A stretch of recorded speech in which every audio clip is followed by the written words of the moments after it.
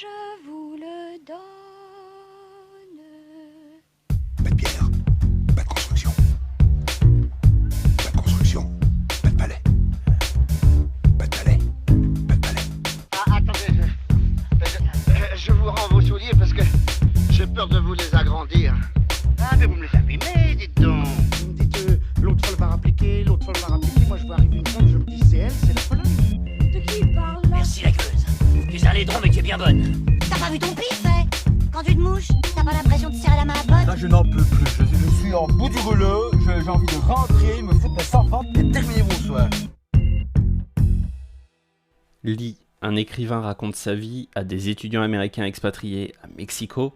Lui, qui erre sans but dans les bars gays de la ville, va voir son destin basculer le jour où il va croiser la route du jeune Allerton. Il jette son dévolu sur le jeune homme, dont il s'éprend d'une manière obsessionnelle, mais celui-ci le rejette. Pourtant, malgré leur relation complexe, les deux amis se lancent ensemble en quête d'une plante hallucinogène qui conférerait des dons télépathiques. Au casting de ce nouveau film de Luca Guadagnino qui revient après Challengers, Daniel Craig, Drew Starkey, Leslie Manville, Omar Apollo, Colin Bates, David Lowery et Lisandro Alonso. We're all parts of a tremendous whole. There's no use fighting it. Those parts ought to work together. You know, to conquer ignorance and prejudice and hate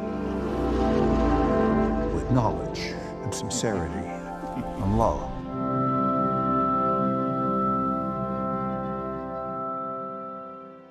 Luca Guadagnino a toujours voulu adapter le roman de William Burroughs. Dès l'annonce du projet en décembre 2022, Daniel Craig est engagé pour incarner le rôle principal.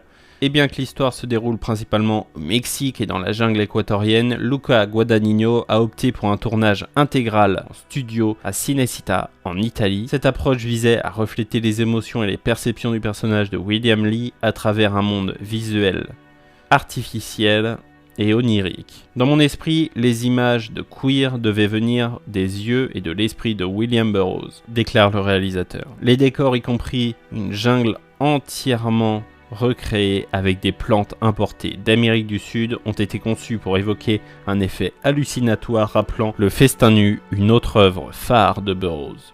Luca Guadagnino a soigneusement choisi les musiques pour refléter les thèmes émotionnels et culturels du film. C'est pour cela qu'on retrouve disséminées tout au long du film des musiques de Nirvana, Sinéad O'Connor et Prince. Dans une scène marquante, ma préférée du film, William Lee erre dans les rues de Mexico accompagné de Come As You Are de Nirvana. Le plan se termine avec un travelling vertical au ralenti sur le personnage de Daniel Craig qui découvre devant lui le nouvel objet de ses fantasmes. À la bande originale, on retrouve le duo de Trent Reznor et Atticus Ross, déjà à l'œuvre sur Challengers, qui signe une bande originale singulière, profonde, émotionnelle, passionnelle, et qui se démarquent complètement de leur précédent travail pour le cinéaste. Le réalisateur explique « Je voulais que l'angoisse de Kurt Cobain reflète celle de William Burroughs. Leur angoisse commune peut aider le jeune public d'aujourd'hui à se retrouver dans le personnage de William Lee. » Trouver l'acteur parfait pour incarner Eugene Allerton, l'amant de William Lee, a nécessité une recherche approfondie et Luca Guadagnino aura réalisé plus de 300 auditions avant de choisir Drew Starkey, connu pour son rôle dans la série Outer Banks. Il semblerait que Daniel Craig ait aussi été présent lors des auditions pour aider au choix de son comparse. Le metteur en scène a été séduit par l'ambiguïté et la retenue naturelle de l'acteur. Le film est un voyage sentimental, onirique et sombre. La chute du personnage de Daniel Craig dans ses travers, parfois glauque, souvent poétique. Queer ne saurait être réduit à une simple évocation de l'homosexualité ou de ses supposées transgressions. C'est un récit fiévreux, habité par une tension presque hallucinée, où le désir consume et où l'isolement, la solitude blesse, meurtrit et tue peu à peu le personnage. On comprend dès le premier chapitre du film où le personnage de Lee déambule dans la ville et écume les bars à la recherche du prochain sur qui il pourra jeter son dévolu. Queer est un film somme, complexe, habité, qui va transcender les personnages et les spectateurs. À sa clôture, le film paraîtra éloigné, mais son image, sa photo, ses personnages et sa musique continueront à infuser, et le tout reste en tête et approfondit grandement l'analyse et la réception de Queer, le nouveau film de Luca Guadagnino. Et y a quelqu'un? Non, y a personne. Ah bon? Je vous avais dit que vous me le paieriez. payeriez. Je vous l'avais dit, désarmez-les et récupérez Nico. C'est pas moi. C'est qui alors? J'ai vu, je sais qui c'est, mais je dirai rien. Vous savez découper une sole, un loup, un turbo. J'ai des notions mécaniques.